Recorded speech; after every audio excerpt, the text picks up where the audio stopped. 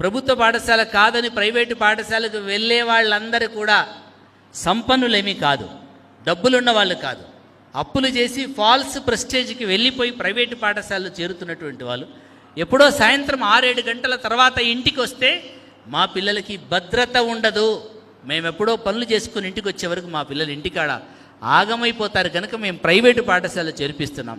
వాడు సాయంత్రం 2 గంటల పాటు గంట పాటు కూర్చోబెట్టి చదివిస్తున్నాడు కనుక అక్కడ చేర్పిస్తున్నాం అంటున్నారు.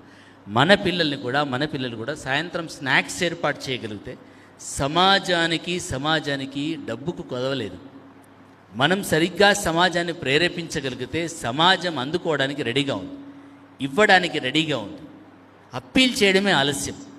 ఈవినింగ్ స్నాక్స్ కావాలని చెప్పేసినప్పుడు రోజుకు 500 1000 రూపాయలు గ్రామంలో మొబిలైజ్ కావాలంటే నేను నమ్మలేను. 10th క్లాస్ స్నాక్స్ కోసం సమాజంలో సద్భావన ఉంది, ఒక సమున్నతమైనటువంటి ఆశయం ఉంది, శీలం ఉంది.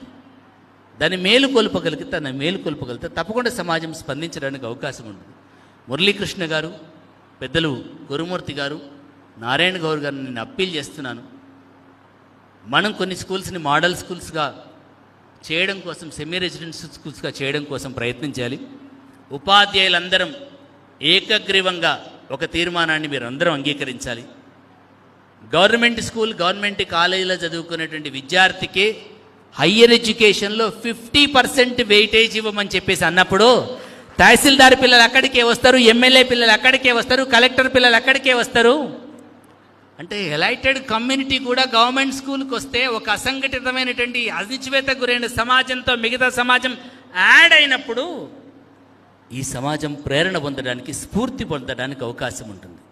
ఇది ఉద్యమంగా మారాల్సినటువంటి అవసరం ఉంది. 50% గవర్నమెంట్ స్కూల్ స్టూడెంట్స్కి వెయిటేజ్ ఇవ్వమనేటువంటి నినాదం ఇచ్చిన రోజే మన బడులు బతుకుతాయి, మన బడుల యొక్క అస్తిత్వం నిలబడుతుంది. బాబాసాహెబ్ అంబేద్కర్ గారి యొక్క ఆశయాన్ని మనం బతికించిన వాళ్ళం అవుతాం.